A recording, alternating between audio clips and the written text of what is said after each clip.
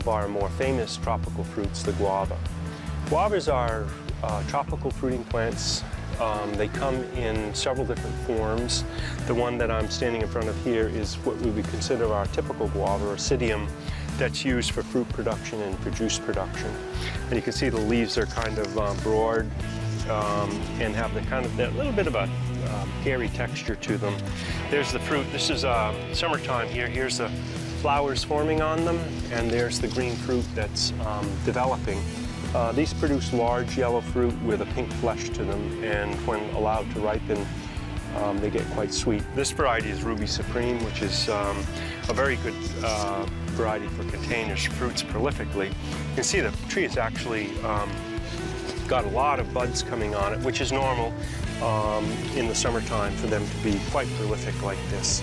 In growing guavas in containers, we use a standard potting mix. We run them at temperatures preferably in the 50s or 60s. You can grow them colder if you had a cold greenhouse.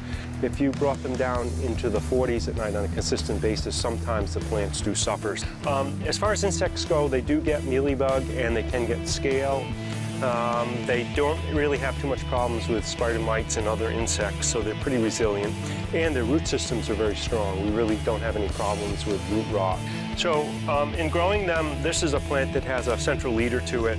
We will allow this to go through its fruiting production in the summertime. And then this plant would probably be headed back a bit. We'd cut it down. You can see there's some spaces here where there's been old cuts. So we really don't want this plant to get any larger than this. So as you can see, some of these side branches, there's a lot of flowers and buds formation. And we'll just head that back once we get done with the season, the fruit's harvested, and then allow it to grow out again. And that can be done anytime during the winter time or once the fruit is harvested. They pretty much grow year round, although in the winter time, obviously in the north, that growth slows down quite a bit. As far as fertilizer goes, we feed them on a constant basis, which is usually with a liquid fertilizer here at Logis, but you can use a granular or a slow-release fertilizer on them. They do need feed, though. That's really important, especially when you're growing them in containers for them to be productive.